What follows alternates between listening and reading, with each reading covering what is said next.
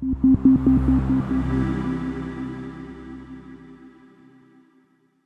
wanted to welcome everybody today to the 2025 CAHME update. Thank you for taking time out of your busy summer schedules. Spend some time with us and learn about important updates that we have going on within CAHME, focusing primarily on the implementation and updated standard that we have. Today, we're going to start with Al Faber, the interim president and CEO of CAHME, who is also a CAHME board member, who is going to welcome you all today and begin the session. Thank you, Melissa. Appreciate that. And welcome to all of you today.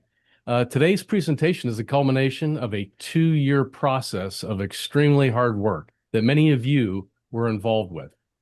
But before we start, I want to give specific thanks to the people who actually led this project: Maureen Jones, Lynn Downs, Eric Brichto, Melissa Cross, Stacy Rowan, and Melissa Sanseverino, and all of you out there who provided comments and contributed to the final product. Thank you very much for your thoughtful reviews. Please stay engaged and ask questions at the end.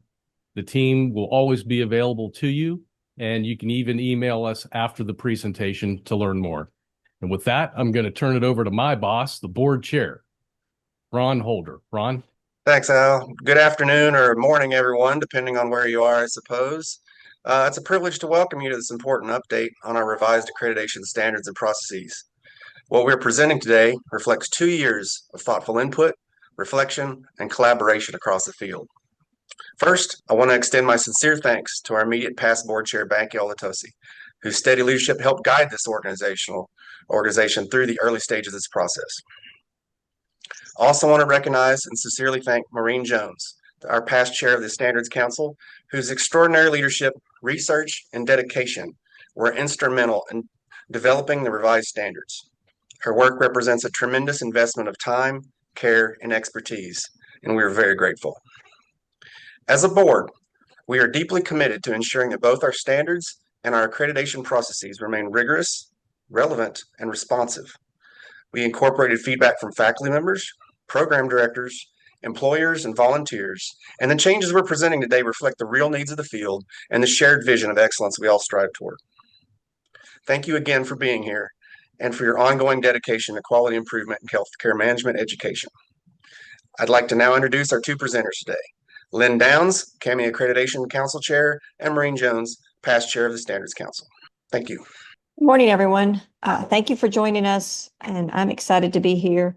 I just want a quick agenda to let you know we're going to be going through some updates to the accreditation process, and these are as a result of a lot of discussion from the Accreditation Council and from input from you, our customers, the customers out there. So then we're going to jump into the meat of this is the 2026 standards with the update of the process, the changes, new findings in the language we're using, what we're doing to improve site visitor training, and as well as program training. And then, like Ron said, we're going to have some time for Q&A at the end.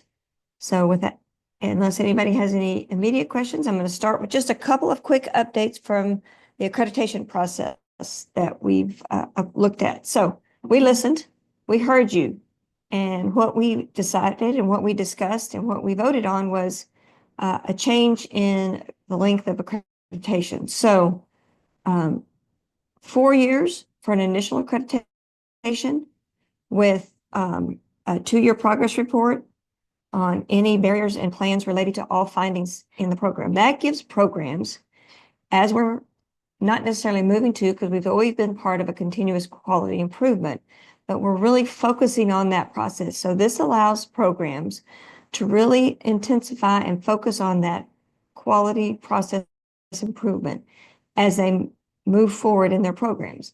As many of you know, and our program directors and members of programs, when you know that CAHME's coming, you often stop what you're doing and just put everything on hold, and we don't want that. So this allows you to continue to work on that continuous process improvement and provide us an update at 2 years. Then you'll have a self-study at 3 years and another site visit at 4 years for that initial accreditation. For those programs that are going through reaccreditation, we're moving to an 8-year period. with a progress report at 3 years to do the same thing, to just kind of get that update on where you are from some of those things that might not have been quite met at that initial visit, as you work through those continuous quality improvements. And then you'll have a self-study at 7 years, and your site visit will be at year 8. So we've also listened and are trying to be fiscally responsible. And we've looked at a new site visit schedule where we've moving more towards doing as much as we can virtually through learning management systems, through trainings, through looking at going through the self-study documents. So as it already is, 12 weeks prior, your self-study will be submitted in CAHME and visible to the site visit team. And this allows the team to do a deep dive because everybody's, all of us are volunteers. And so it allows the team to do that deeper dive to make sure all the evidence and files are there in prep for that actual on-site visit. So, and another thing we're going to really focus on and really educate programs is that we need that access to whatever learning management system the programs have. And if programs are giving us pushback, we can defer to the CAHME staff and they can provide the documentation for those programs that have a little concern about giving us access to their learning management system. But we're going to ask for that 30 days prior to the site visit. Then on the first day, which we've kind of moved our schedule to a Tuesday, Wednesday, Thursday, which means that the site visit team will come in on Tuesday evening, and that reduces one night of travel and expensive for the coordinator and the observer. So everybody comes in on a Tuesday night. All the document review has been completed prior to digitally, and then this gives the team time to get together and discuss what's going to happen on that Wednesday, because that Wednesday is going to be super duper packed. So morning we'll have those normal faculty sessions. We'll go through the criterion, we'll go through the standards. And in the afternoon, we're going to focus on that peer-to-peer feedback, that brainstorming, allowing us to learn about strengths of the program and have more of that confirmation of the process that the programs are doing. And then Thursday will be that report out where we meet with the university leadership and have that informal discussion with the PD to discuss and brainstorm other resourcing ideas that they may or may have. And we'll still have that formal report out period. So what this does is this cuts down one day of in-person for the coordinator and the observer, again, reducing cost to the programs, but still keeping the rigor of a site visit. And then one more thing I want to talk about is the requirements. So and this kind of rolls right into what Maureen's going to talk about, the standards, but we're changing the wording. We're going to enhance the continuous process improvement. And so the wording helps demonstrate that. So there's no progress report necessary. When we go into opportunities for improvement, those progress reports for the initial will still be at 2 years and 3 years for a accredited program. Those areas, maybe if there's an opportunity for improvement, all standards are not quite at the appropriate level. There's areas for improvement. If at that progress report, all standards are not 100% met, a program might go on a probation for 1 year. And if still not complete, the discussion will then go back to the Accreditation Council to review the program and find out what's really going on. And it could lead to a loss of accreditation if possible. But that's the last ditch decision that would occur. So we want to make sure that programs are having the opportunity to demonstrate that continuous quality improvement throughout their program. But if there's problems or concerns, we still have that documentation to put a program on probation and or take away accreditation if necessary. And that's kind of all the updates from accreditation. I want to now turn it over to Maureen to talk about why y'all really came. Good morning, everyone. Good afternoon for us East Coasters. Reiterate the thanks to everyone for your input. We'll talk about all that input going forward. We're going to go through kind of the framework and the philosophy. And so how we put these standards together was not a singular event, right? You heard that it's taken us 2 years. We spent a lot of time listening. The most important part of this was hearing what we could improve and to be honest and open to that feedback. We had 4 work groups. You can see the criterion leads for these efforts, and it wasn't a small lift, right? These folks volunteered their time to lead these groups. And then we also included a whole bunch of other folks, right? We sent a survey to all of you and asked you for feedback, for input.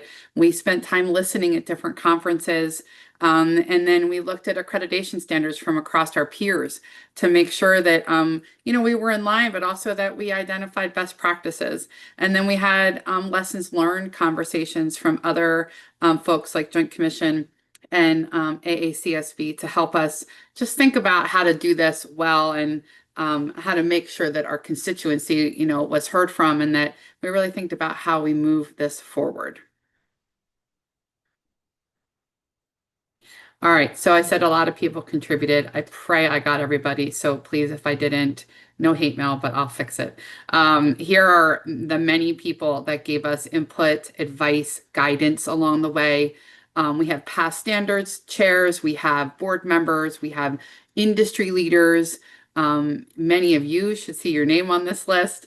And those of you who weren't even on the work groups who shared input along the side of a conference, it was all really helpful. So I just want to take a moment to say thank you, that this was a group effort of what I consider to be, frankly, the most dedicated people in higher education. I'm completely biased, but folks that will give up their time and do this with us. So thank you once again for that.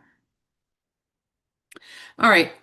When we started this, we had a lot of great conversations, and I'm going to go through the framework and the philosophy behind the standards changes. We'll talk about like the names of the standards in a little bit there, but really we want to give you the context from where we came from when we put this together. So that extended accreditation period that Lynn spoke about, we heard over and over again, people needed more time to take the feedback they received from the site visit team and all the work that they were getting and the input they were getting and do something with it. That 1 year was just too fast, right? So we wanted to give people some time to actually do that. So that accreditation increase in the initial and the reaccreditation was a resourcing issue, a time issue, and just an acknowledgement that programs are doing really good work and we need to give them a chance to do that work, that higher ed is complex.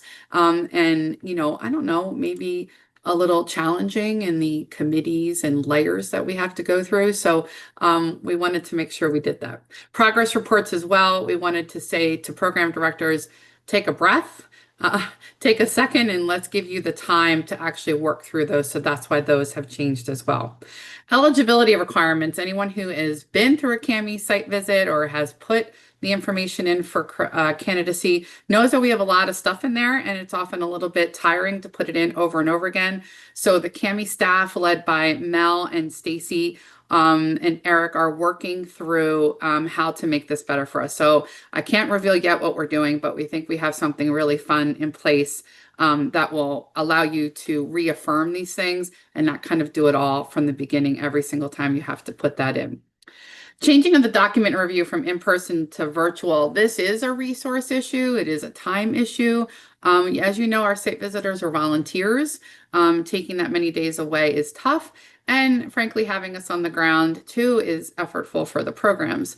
But most importantly, we want to give ourselves the time to look at that documentation. So it wasn't just a money issue, but we really feel like we wanted to make sure we were listening to those concerns.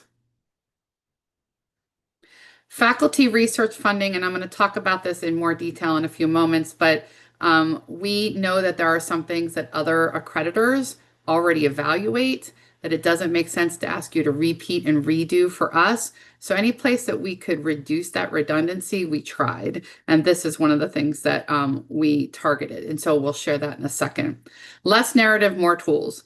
Many of you have spent hours and hours writing beautiful narratives, and we would like to reduce that. We want to give you more tools to use that are standardized and allow you to write less and give us more information to hopefully make that, that burden a little bit less. Strengths. We spent a lot of time looking at criterion and whether you meet or don't meet, but we want to shift a little bit of the emphasis onto all the great things that you do, right? I see Miriam on the call, and when we went to her visit, one of the cool things was hearing her be so proud of the innovative work that they were doing, right? We've been on lots of calls or site visits where that is often not that it's not allowable, we don't have time for it. So we wanted to make some space to allow programs to talk to us about the really good things that they're doing. Transparency and preparation. Let me be clear, this is a huge effort being undertaken by the CAHME staff to make sure that the materials are aligned, that everything is ready, that the programs are prepared, the checklist for site visits. And so a lot of that has been ongoing over the last so many years. And so know that they continue to do that. They have listened. And frankly, our documents and our website is in the best shape it's ever been. And so I want to say a little shout out to them for making that happen. All right, so new standards tools. If you looked at the standards online and you've had a chance to look at them, you'll see that there's a couple things in there that we said we'll provide. And the program improvement cycle tool is one of them. We've shared this at a couple spaces, but can we give you as a program some tools so that we can decrease the guessing game that you have to play to get ready for a site visit? And so how can we make sure that those documents and rubrics are available to you, that the site visit team and the program have all the same documents, right? So there's no surprises when we get there that we're looking for something that you didn't know we were looking for. And so that has continued to improve over time, but we're going to put a bigger emphasis on that with the new standards.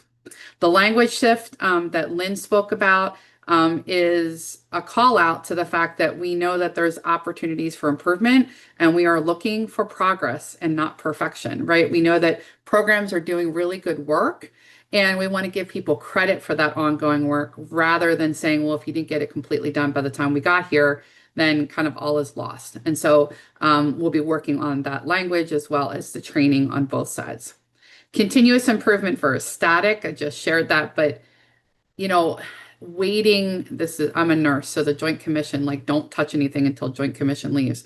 That, used to be their philosophy. It isn't any longer, right? We're looking for continuous improvement, and sometimes improvement is messy, right? Sometimes it doesn't work out. And so we want to make sure that we allow folks to do that before we visit, while we visit, and then after we visit.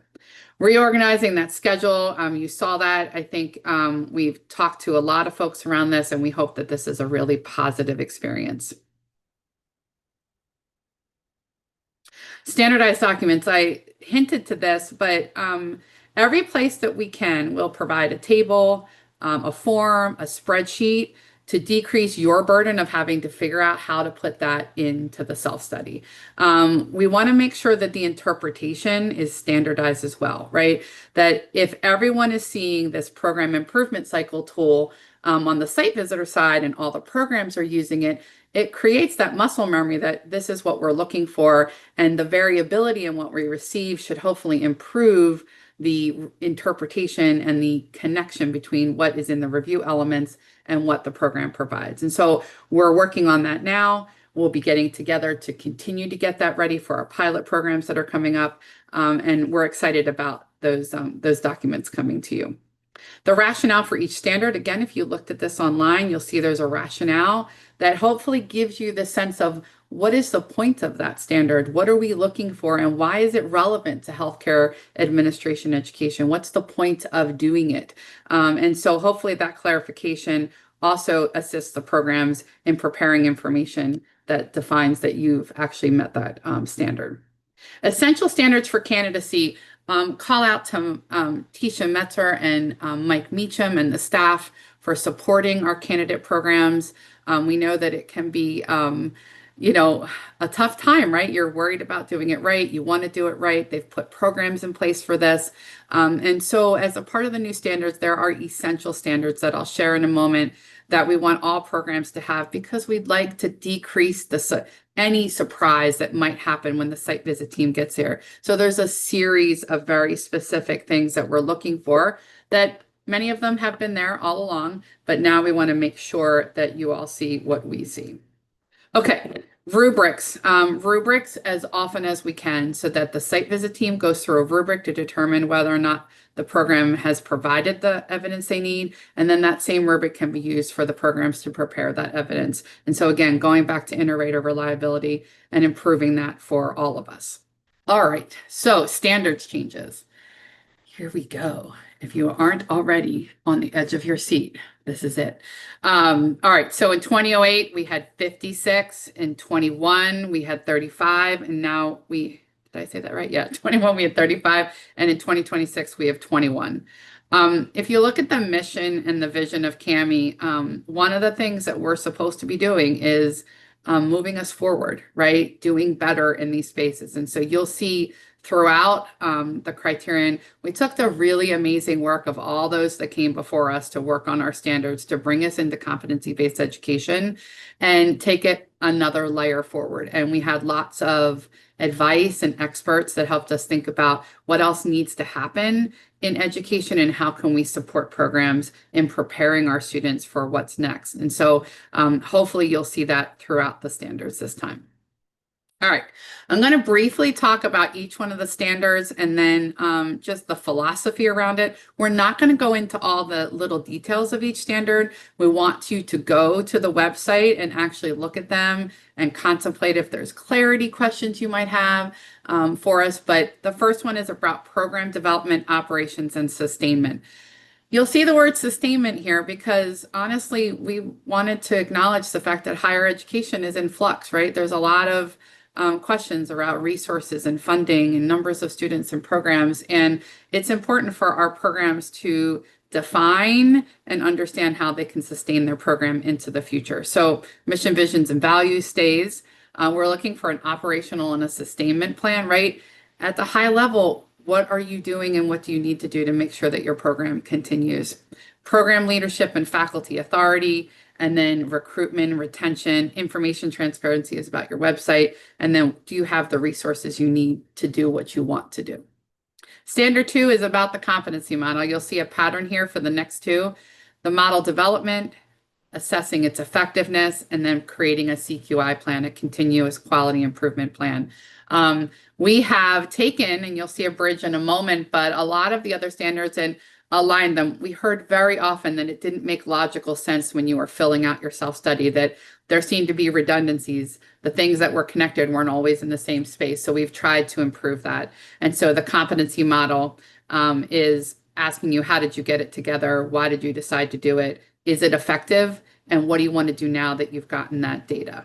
And in our curriculum, similar, right? How did you develop the curriculum? What was the underpinnings for your audience and your mission? Is it effective what you're doing? And then we used to have the syllabi review, right? And those syllabi cover sheets.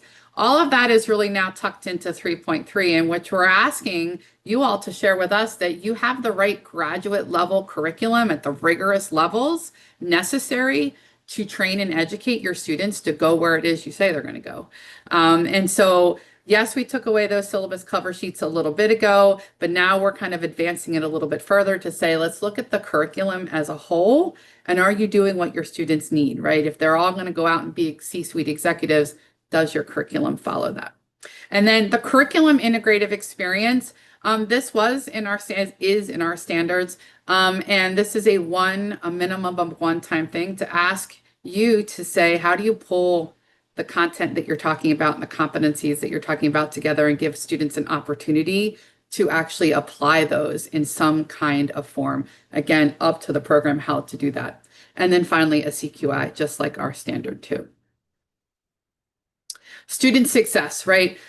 Even though it's number 4, it's really number 1, right? It has no bearing on the importance of this, but What kind of resources do they get? Do they have general resources and academic resources? What kind of academic advising? And then what kind of career advising? So we separated those two to make them more distinct. And then are we preparing them? So this goes back to, can you document through your competency attainment assessment that the students are ready to do what it is that you say they can do and that they need to be able to do for that next position? All right, standard 5 is faculty qualifications, and pedagogical development. All of us have phenomenal faculty. They come from all walks of our industry. I think our faculty practitioner model with folks, having a foot in each space is wonderful, right? But we need to improve how we teach, right? Not that going to ACHE or MGMA or wherever isn't really important, but what is also important is making sure that we're doing good stuff in our teaching spaces. And you can see all the review elements to that inside of the website.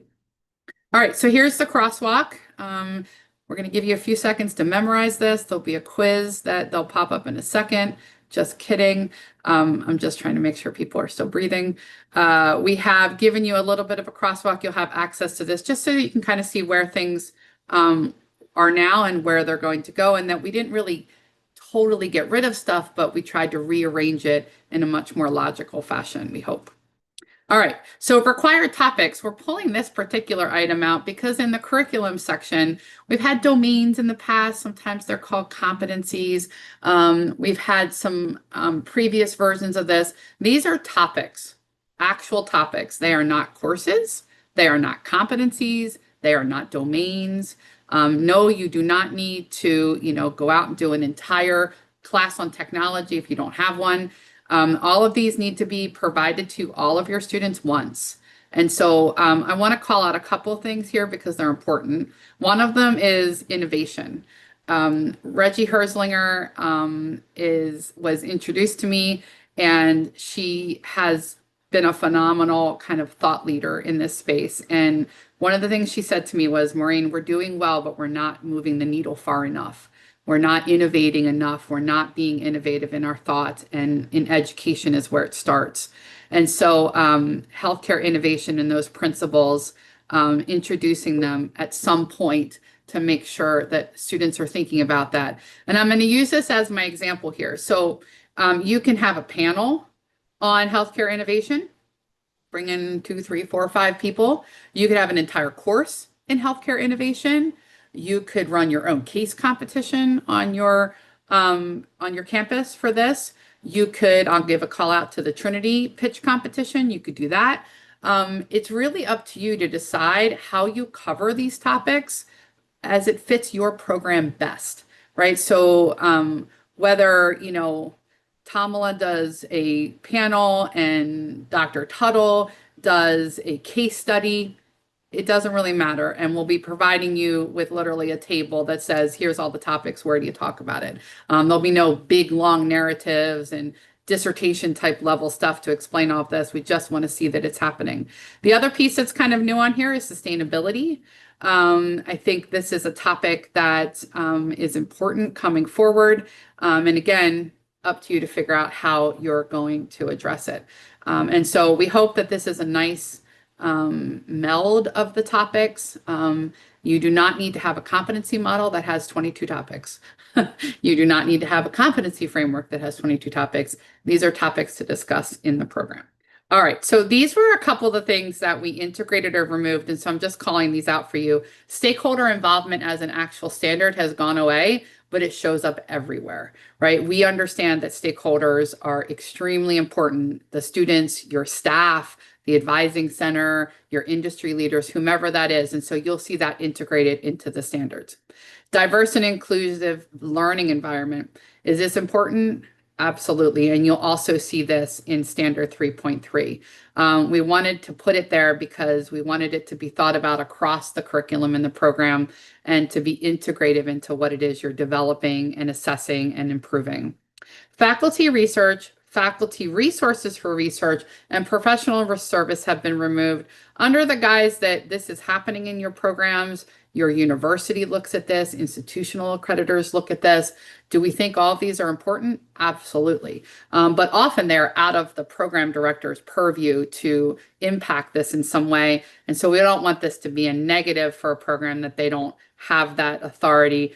And we know that there are other people already writing contracts and doing those kinds of things. All right, so new findings language. This is this has been a labor of love. We want to make sure that we're communicating this well, and we're going to be sharing this with our pilot programs that start in the fall in their self-study. Lynn shared a little bit about this, but the MET category pretty much stays the same, but we wanted to share that, we're asking for plans in most of these, like how are you planning to do it? What are the elements of that plan? And that you have strong documentation, that it's obvious that it's there. Again, we're going to try and give you as many of those evidence pieces as we can, that continuous improvement is a part of that, and that stakeholder feedback is engaged, so that there's evidence for all of the review elements. The next one under opportunity for improvement, again, to reiterate what Lynn said, we know that programs are often in a state of evaluating things. And so when we worked with AACSB to understand how they did their assurance of learning, it was just one of those aha moments when he said, well, they could set a number for something and, we want to get students to this level of competency attainment. And I said, well, what happens if they don't do it? And he's like, well, what do you mean? I said, well, what happens in the standards if they don't do it? And he's like, well, do they have a plan? Are they working on it? Are they evaluating it? He's like, and if they are, that's great. That sounds good. Now, in here, if you're missing a piece, if there's a gap someplace, there's a lack of evidence that you've provided, and maybe there's pieces and parts started but not finished, that's where the opportunity for improvement would come along. And the final one is critical concern. And so this is, significant missing pieces of evidence. There's no plan, there's no implementation, no one's monitoring anything, there's no evaluation going on. And so the difference between the two of these is really a communication to the program that one has a couple little links that might be missing, and critical concern says this has to be looked at right away. That is a part of the accreditation process. This needs to be in place and fully articulated. And so the difference there doesn't have a difference in the progress report per se, but when Accreditation Council and the site visit teams look at a program, if there's a lot of critical concerns in which things haven't been implemented in plan, that is a concern going forward, and that would be discussed at length.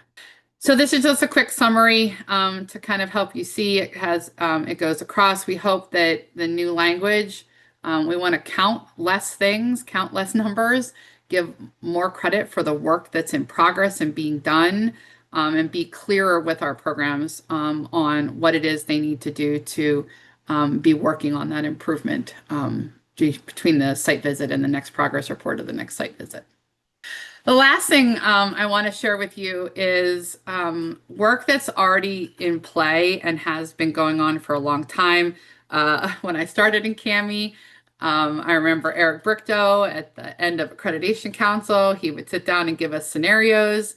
And it was honestly some of the best stuff that helped me do better, right? Listening to my peers talk through really what is a MET, what was a partially MET. And so we're going to continue that site visitor training. In the pilot stage of the standards, we decided to do a pilot because this is a relatively large adjustment in language and flow. And so we wanted to make sure that we heard from programs before we went out and gave it to everybody.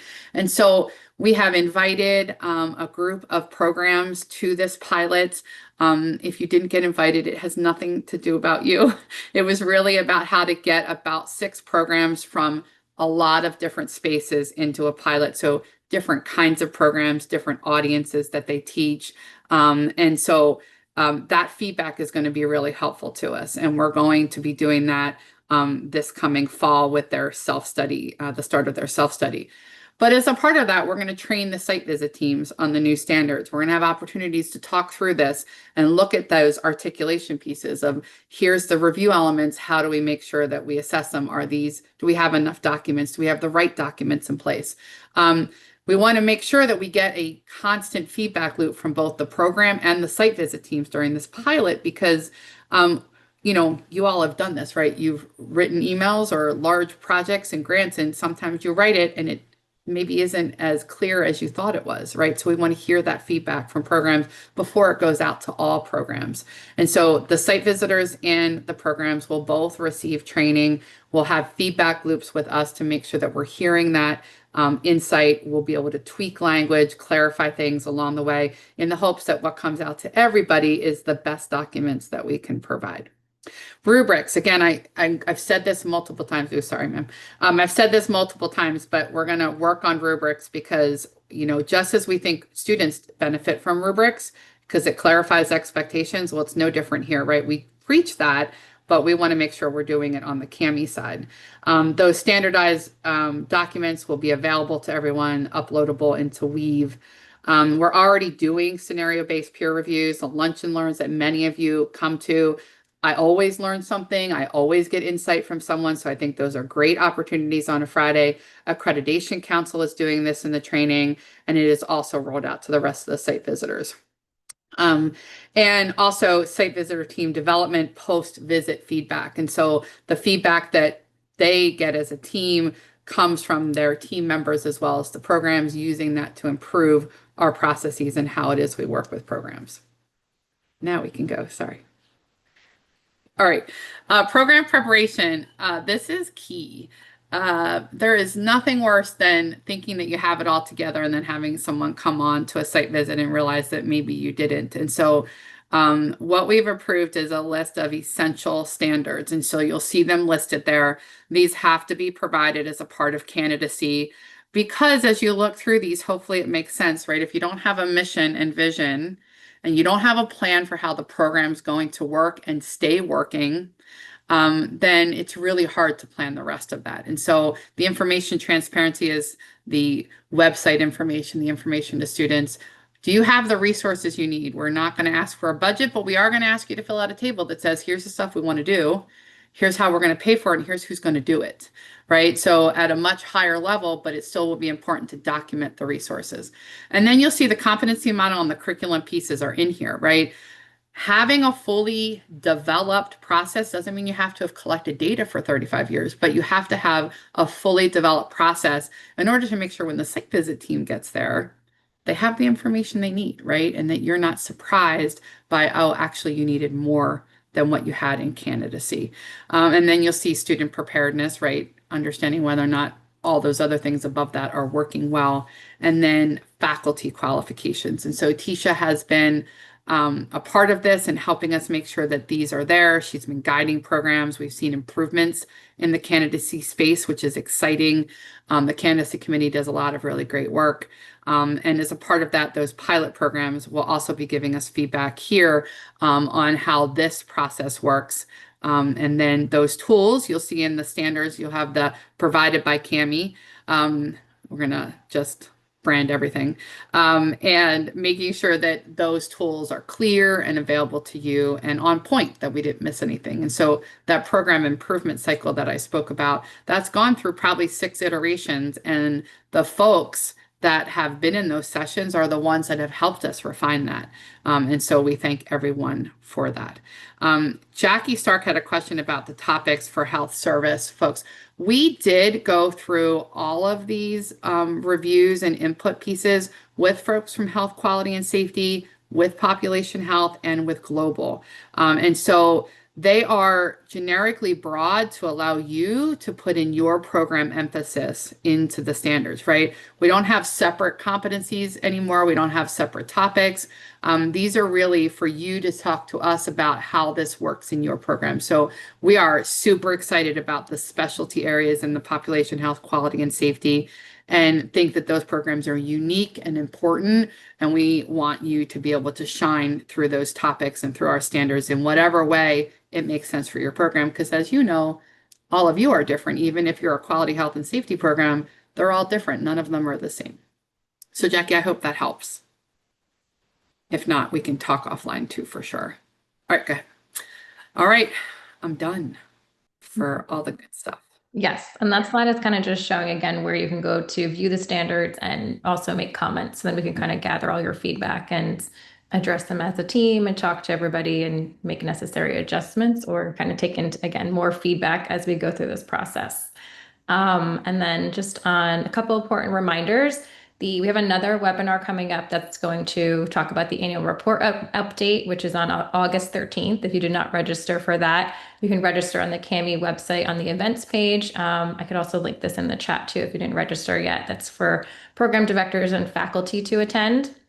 We are going to have another education session addressing some of the things that were discussed in this session, mainly the tools and kind of rubrics that Maureen was talking about, and we're going to kind of implement that within the fall. So be on the lookout to register for that.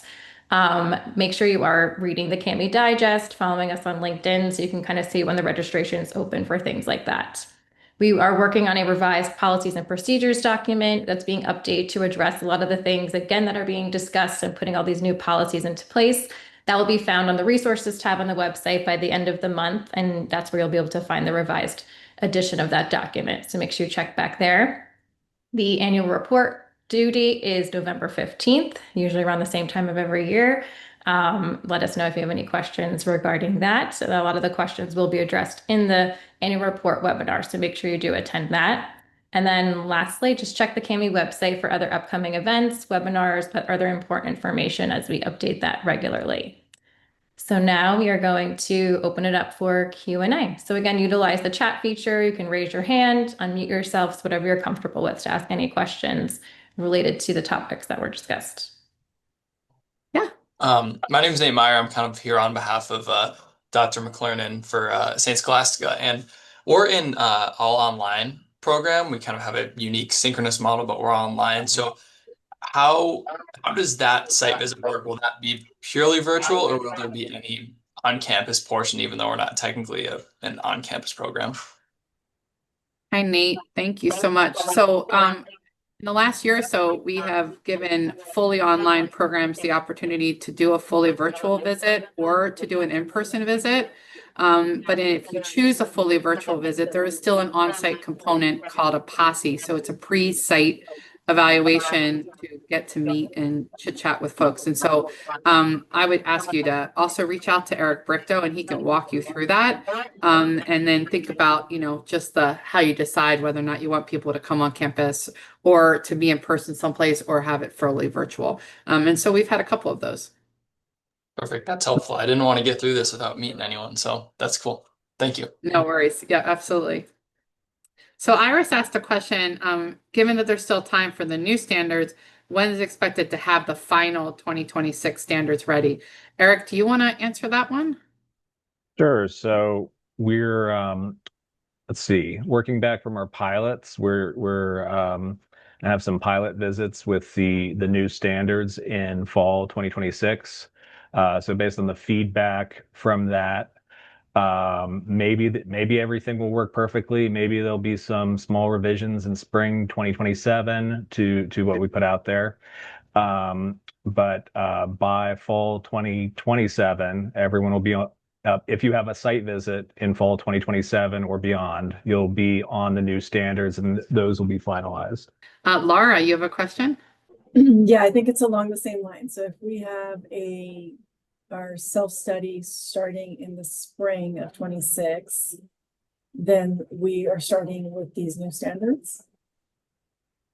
Eric? I'm giving Eric all the hard questions. I'm only going to take the softballs.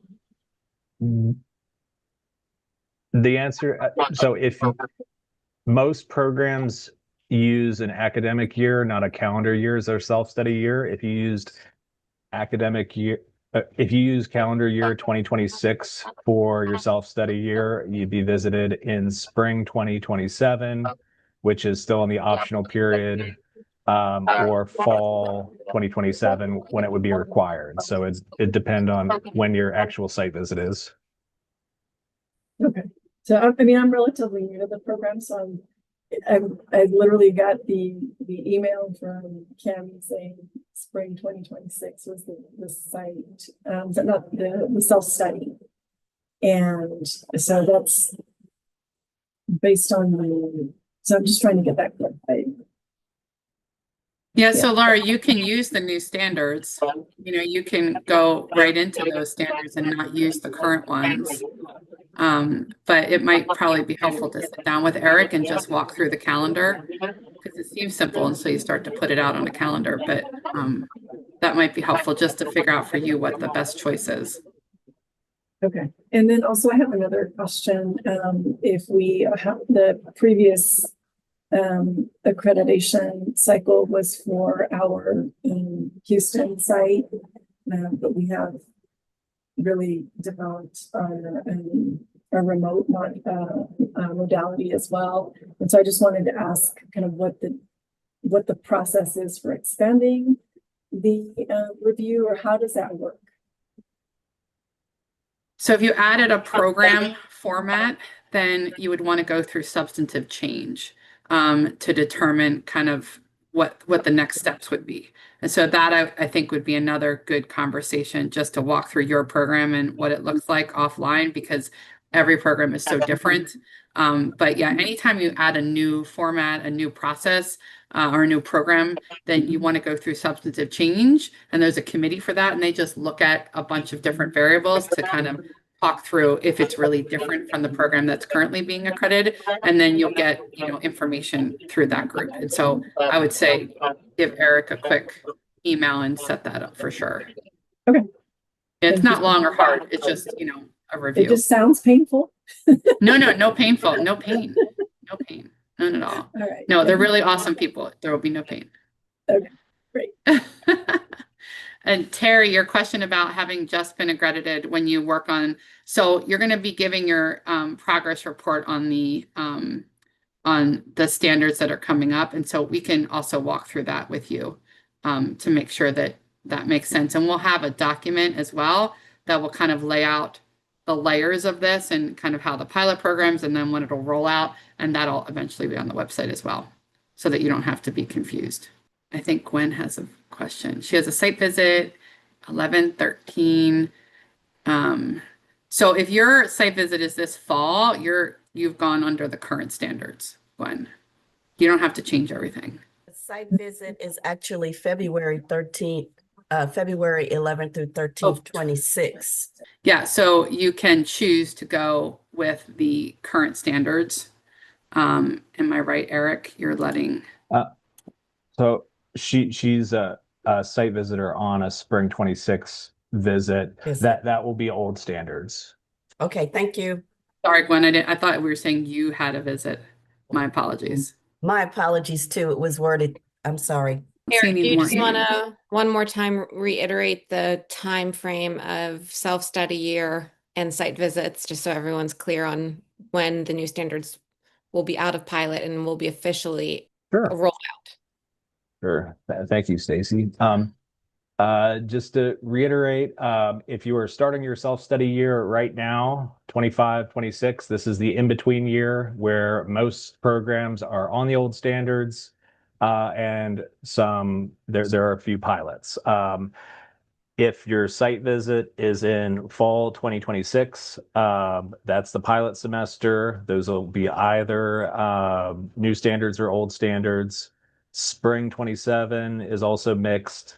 Fall, if your site visit is in fall 2027 or after, you are on the new 2026 standards. Perhaps we can send out a timeline slide at some point. I don't know. Yeah. Yeah, and we have one, Allison, that we just need to put up. Okay. So yeah, Eric does have one for you guys. Did we address Tamila's message on here? We are a brand new program. When should we start this process so we are not working across two different standards?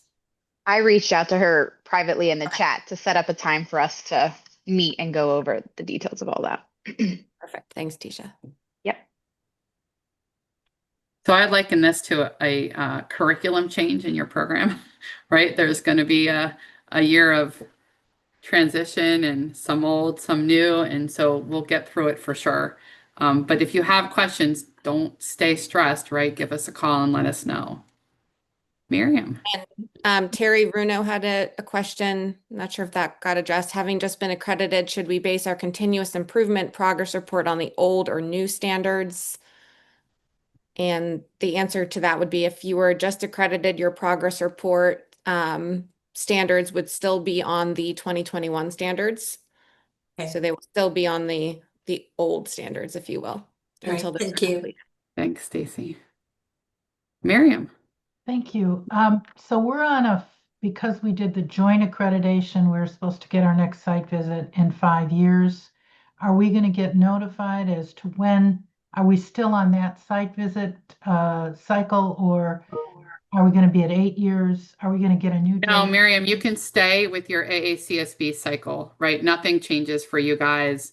We'll continue to do those joint visits on the cycles that you all have. So this doesn't change you guys at all.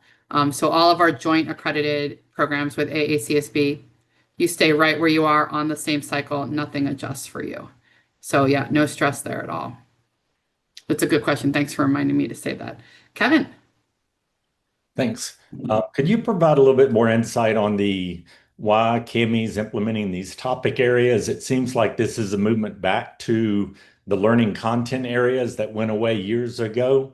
And it also seems like it implies that we're no longer mission driven unless we're saying our mission needs to cover these topic areas. So how do you square the mission driven with the kind of dictated topic areas that have to be addressed?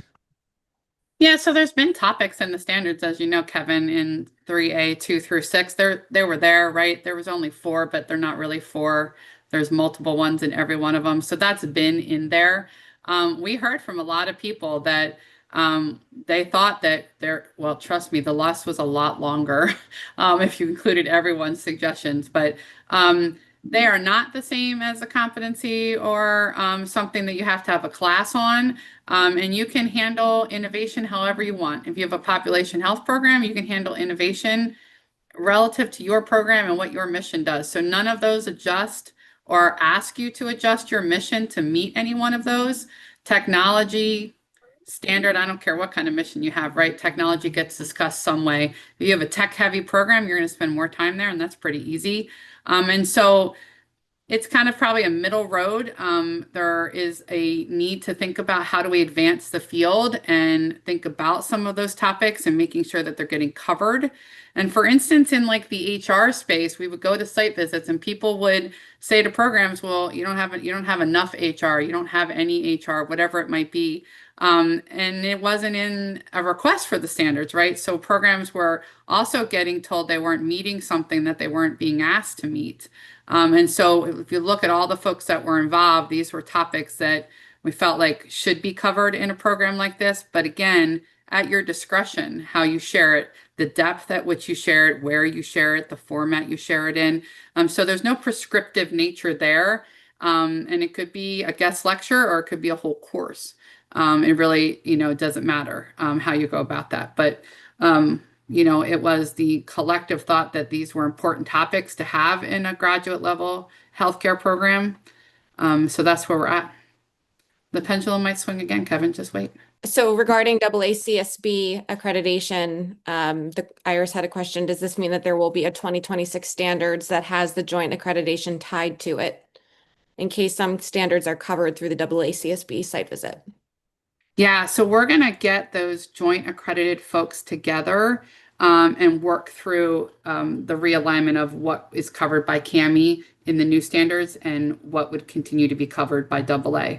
And so that articulation document isn't done yet, but it's definitely on the list of things to do with our implementation. So that's coming, but it'll have a similar format, right? We won't cover all of it, but it'll have a similar format to what we do now. There's one that says through candidacy, we had some CPR classes available where there'll be opportunities for questions, clarifications similar to those. I believe that is our plan. We do plan on having more of these if needed where we can discuss those things. But in addition, Eric and Amanda hold APR sessions as well for programs coming up for accreditation where those types of things can be discussed as well. So they're very similar to the CPR. They're just for programs moving into accreditation. And the last little shout out I want to give here is Elizabeth McNutt is on the call, and she is our newly crowned standards chair. Elizabeth is a site visitor and comes from the field, and she is going to be taking over. And so I just wanted to thank her for taking up the helm and leading that council for us. Thank you, Maureen. You're going to be awesome. There's nothing else. We hope to see comments in the comment section.